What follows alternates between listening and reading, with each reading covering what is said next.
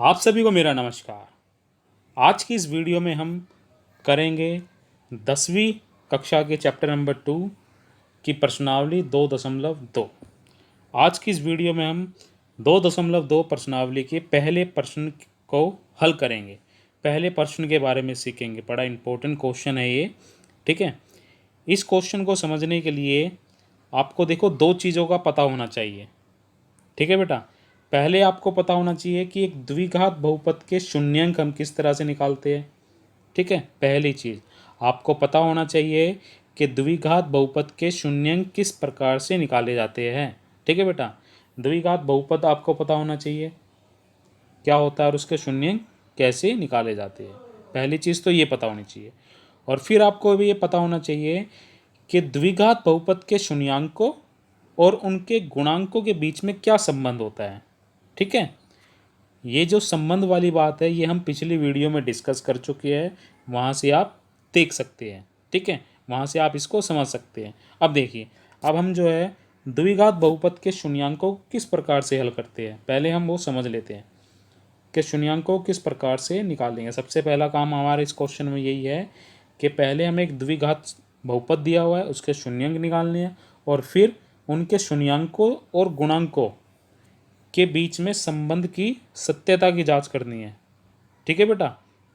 अब देखिए, द्विघात बहुपद के शून्यंक जो हम निकालते हैं वो निकालते गुणनखंड विधि से निकालेंगे। कौन सी विधि से? गुणनखंड विधि से।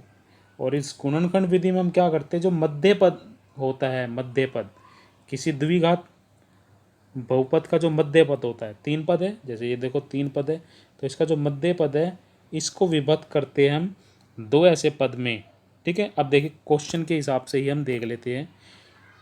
आज की इस वीडियो में हम एक या दो पार्ट को डिस्कस करेंगे, समझेंगे हम कि क्वेश्चन किस प्रकार से हो रहा है, उसके सभी पार्ट्स के बारे में हम समझेंगे ये कैसे हुआ, ठीक है। उसके बाद आप ये पूरा क्वेश्चन हल कर सकते हैं। ऐसा किसी भी प्रकार का क्वेश्चन अगर आपके पास आएगा तो आप उसको ईजिली सोल्व कर पाएंगे। तो चलिए देखते हैं आज के हमारी इस वीडियो में क्वेश्चन 1 का सबसे पहला पार्ट।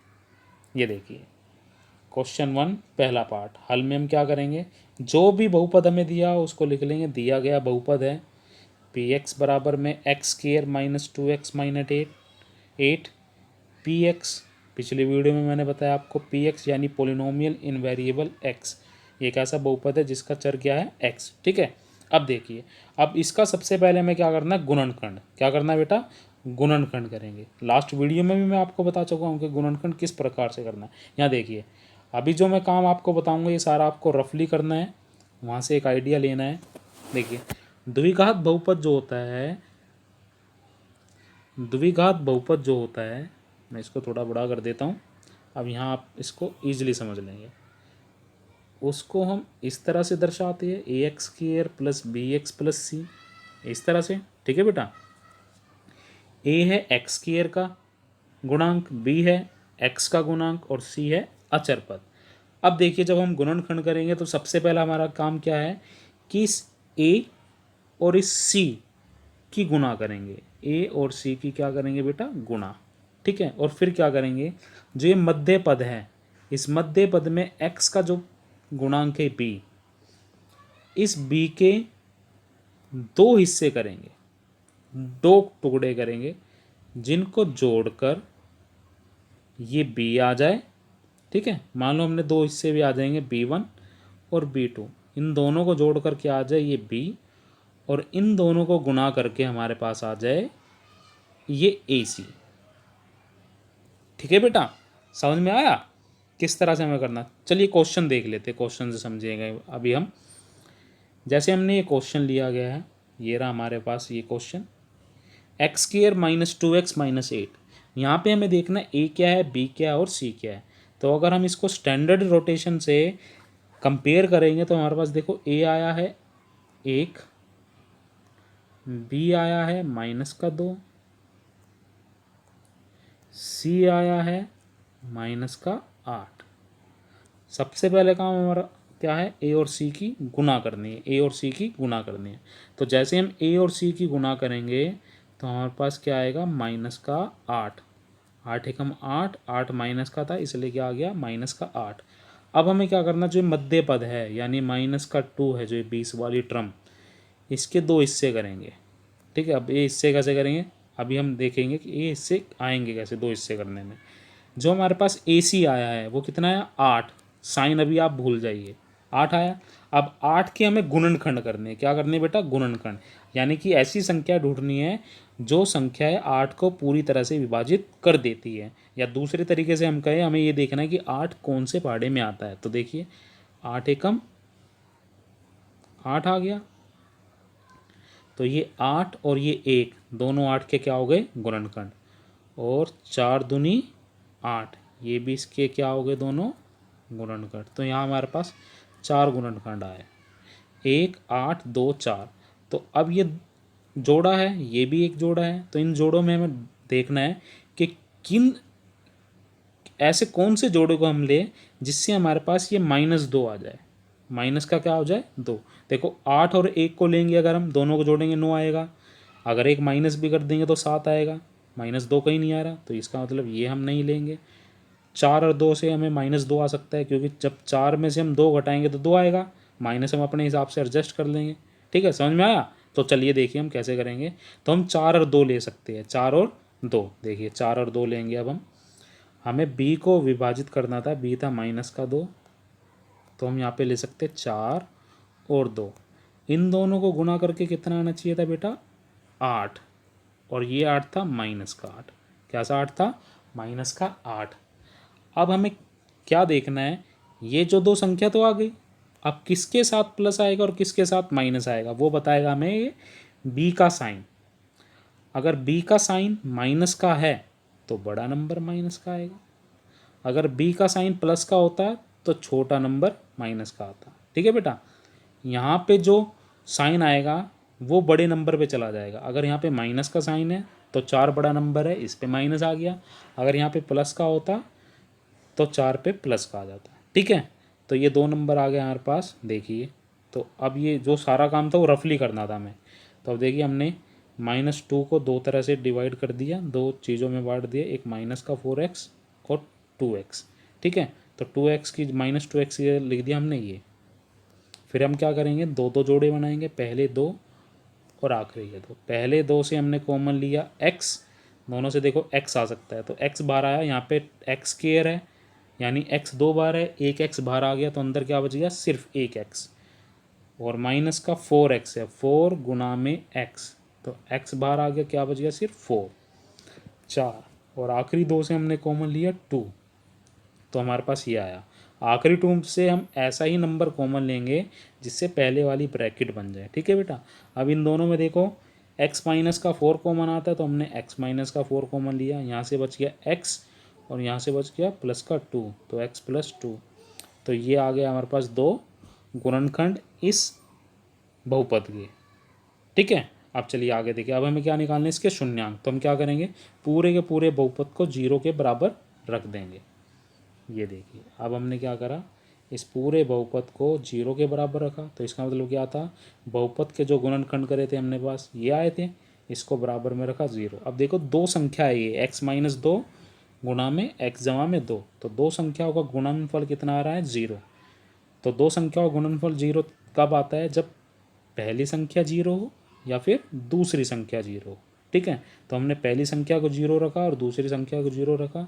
तो पहली संख्या से x मेरा आया 4 और दूसरी संख्या से x मेरा आया -2। तो यहाँ पर इस बहुपद के दो शून्यांक आ गए, एक शून्यांक आया 4 और एक शून्यांक आया -2 इस दिए गए बहुपद के। ठीक है बेटा, शून्यांक तो आ गए। तो पहला काम हमारा इस क्वेश्चन का हो गया कि बहुपद के जो है शून्यांक किस तरह से निकालने। शून्यांक हमने निकाल लिए, अब हमें क्या करना है, जांच करनी है कि भाई द्विघात बहुपद के शून्यांकों और उनके गुणांकों में जो रिलेशनशिप होता है यानी संबंध होता है उसकी जांच करनी है। चलिए देखते हैं। तो दो चीज़ें हम जांचेंगे, शून्यांकों का योग और शून्यांकों का गुणनफल। तो सबसे पहले हम देखेंगे शून्यांकों का योग। शून्यांकों का योग होता है -x का गुणांक बटे में x स्क्वायर का गुणांक, ये होता है शून्यांकों का योग। यानी कि दो शून्यांकों को अगर हम जोड़ेंगे तो हमारे पास क्या आएगा, -x का गुणांक बटे में x स्क्वायर का गुणांक। चलिए आगे चलते हैं, शून्यांकों का योग करेंगे अब हम। उल्टे हाथ की तरफ हमने योग करा, एक शून्यंक था मेरा 4 और एक था माइनस का 2, दोनों को जमा करा तो माइनस बाहर आ जाएगा, 4 माइनस 2 कितना बचा 2। बराबर में यही लिखेंगे हम, x का गुणांक बटे में एक्स स्क्वायर का गुणांक, यही लिखेंगे। ठीक है, अब देखिए ये तो योग कितना है 2। अब यहाँ पे भी देखेंगे कि इनको वैल्यू रख के 2 ही आता है या नहीं। तो यहाँ देखिए माइनस एक्स का गुणांक, यहाँ पे देखो x का गुणांक कितना है माइनस का 2, तो हमने x के गुणांक की जगह क्या रखा माइनस का 2, बटे में एक्स स्क्वायर का गुणांक, एक्स स्क्वायर का गुणांक कितना है 1, तो बटे में कितना रखा 1, तो माइनस बाहर है, अंदर ब्रैकेट में माइनस है, माइनस माइनस प्लस 2/1 2, तो ये बराबर आ गया। यानी कि शून्यांकों का योग बराबर में माइनस एक्स का गुणांक बटे में एक्स स्क्वायर का गुणांक। तो योग की जो है वो तो जांच हो चुकी है शून्यांकों के योग की। अब हम देखेंगे शून्यांकों का गुणनफल। ये देखिए शून्यांकों का गुणनफल होता है अचर पद बटे में एक्स स्क्वायर का गुणांक। ठीक है, गुणनफल कर लेंगे। पहला गुण शून्यांक था 4, दूसरा है -2, 4 दूनी 8, माइनस का साइन है तो -8 आ गया। ये इस तरफ से ऐसे ही लिख लेंगे। जैसे हमारे पास ये सोल्व हो जाएगा तो हम राइट हैंड साइड में सीधे हाथ की तरफ अचर पद और एक्स स्क्वायर के गुणांक की वैल्यू रख देंगे। तो यहाँ पे अचर पद था -8, एक्स स्क्वायर का गुणांक था 1, -8/1 कितना है -8। तो ये हो गई जांच। ठीक है बेटा, समझ गए। तो शून्यांकों के योग और शून्यांकों के गुणनफल की हमने क्या कर ली जांच। अब यहाँ पर ये हमारा क्वेश्चन जो है ये फिनिश हो गया। तो इस क्वेश्चन में हमें इतना ही करना था। ठीक है बेटा, तो क्वेश्चन आपको समझ में आया कि इस क्वेश्चन में हमें क्या करना है। इस क्वेश्चन को करने के लिए हमारे पास हमें 2 चीज़ों की जानकारी होनी चाहिए। पहली जानकारी ये कि एक द्विघात बहुपद के शून्यांक हम किस तरह से निकालेंगे। ठीक है बेटा, पहली जानकारी। ठीक है, फिर जैसे ही हम शून्यांक निकाल लेंगे तो दूसरा हमें क्या करना है, द्विघात बहुपद के शून्यांकों का योग क्या होता है -x का गुणांक बटे में एक्स स्क्वायर का गुणांक, और शून्यांकों का गुणनफल क्या होता है अचर पद बटे में एक्स स्क्वायर का गुणांक। ठीक है, तो वहाँ पर मान रखकर हम इसको सोल्व कर सकते हैं। ठीक है बेटा, उम्मीद कर रहा हूँ आपको ये जो है क्वेश्चन समझ में आया। इस पीडीएफ में मैंने इस पूरे क्वेश्चन के सॉल्यूशन करा हुआ है, ये मैं आपको डिस्क्रिप्शन में दे दूंगा, लिंक प्रोवाइड कर दूंगा, जिससे आप ये पूरे के पूरे सॉल्यूशन कर सकते हो। चलिए एक पार्ट और देख लेते हैं। अब हम एक पार्ट और कर लेते हैं, ये दूसरा, चलो तीसरा पार्ट कर लेते हैं। ये रहा तीसरा पार्ट। ठीक है, जब हम बहुपद को सोल्व करेंगे या इस क्वेश्चन को सोल्व करेंगे तो जो बहुपद हमें कैसे भी दिया हो उसको सबसे पहले हम स्टैंडर्ड फॉर्म में लिखेंगे। स्टैंडर्ड फॉर्म में मतलब क्या है, सबसे पहले हम एक्स स्क्वायर की टर्म लिखेंगे, फिर एक्स वाली लिखेंगे और फिर उसके बाद अचर पद लिखेंगे। जैसे ये दिया हुआ हमें ऐसे है 6x² -3x माइनस का 7x, तो सबसे पहले हमने एक्स स्क्वायर लिखा, उसके बाद x लिखा, फिर ये अचर पद लिखा। अब देखिए यहाँ पे a की वैल्यू 6, b की वैल्यू -7 और c की वैल्यू -3। तो सबसे पहला काम हमारा क्या है, a और c को गुना करेंगे। गुना करा कितना है -18, और अब क्या करेंगे हम 18 के गुणनखंड निकालेंगे। देखेंगे 18 एकम 18, 9 दूनी 18, 6 18, इसके अलावा कुछ नहीं आएगा। अब ये 3 जोड़े आ गए, इन 3 जोड़ों में से कोई एक हमें लेना है जिससे कि हमारे पास क्या आ जाए, ये -7 बनने की उम्मीद हो। यहाँ से -7 नहीं बनेगा, यहाँ से -7 नहीं बनेगा, यहाँ से बन जाएगा। तो हम लेंगे b के 2 हिस्से हो जाएंगे, एक हो जाएगा 9 और एक हो जाएगा 2। अब माइनस का कौन सा लेना है और प्लस का कौन सा लेना है वो मैंने आपको पहले ही बता दिया है, वो इस साइन के ऊपर डिपेंड करेगा। b का साइन माइनस का है तो बड़ी संख्या पे क्या चला जाएगा माइनस। ठीक है, इसलिए 2 हिस्से हो गए, माइनस का 9x जमा में 2x। फिर हमने पहले 2 से कॉमन लिया, 3x कॉमन आता है, आखिरी 2 से एक ही कॉमन आता है, तो ये गुणनखंड आ गए। ठीक है, अब पूरे के पूरे बहुपद को हमने क्या रखा बराबर में 0। जैसे बराबर में 0 रखा तो पहले वाले को हम बराबर में 0 रखेंगे, पहले वाले को बराबर में 0 रखा, दूसरे वाले को बराबर में 0 रखा, तो एक x का मान आया 3/2 और एक x का मान आया -1/3। तो अब हमें जांच करनी है इनके शून्यांकों और गुणांकों के संबंध के बीच में। तो शून्यांकों का योग, इनका योग करना हमें 3/2 जमा में -1/3 ठीक है। ये परिमेय संख्या है तो इनका लघुत्तम लेना पड़ेगा। 3 दूनी 6, 6 आ गया लघुत्तम। तो यहाँ से आएगा 3 तिया 9 प्लस प्लस ये प्लस माइनस माइनस हो जाएगा। 3 दूनी सॉरी 2 एकम 2 और 7 में से 2 गए सॉरी 9 में से 2 गए 7 बराबर में 7/6। तो ये आ जाएगा 7/6। जैसे हमने इसको सोल्व करा ये आया हमारे पास 7/6, 7/6 आ गया। अब हम क्या करेंगे, इस तरफ x का गुणांक लिखेंगे और बटे में x के का गुणांक, और x का गुणांक है हमारे पास -7, माइनस और माइनस का 7 प्लस का 7 बटे में 6, तो ये बराबर आ गया। ठीक है। इसी तरह से हम गुणनफल वाला कर लेंगे। गुणनफल दोनों को जब हमने गुणा करा 3/2 गुणा में -1/3, ये 3 इससे कट गया तो क्या बचा -1/2 -1/2। ठीक है। और सीधे हाथ की तरफ हमने वैल्यू रखी, अचर पद था हमारे पास 3 -3 बटे में x² का गुणांक वो है 6। जब इनको हमने कैंसिल करा 3 एकम 3, 3 दूनी 6 -1/2, तो ये भी आ गया -1/2। ठीक है बेटा। इस तरह से हमें ये जो है आज इस वीडियो में हम ये सीखना है हमें। ठीक है बेटा।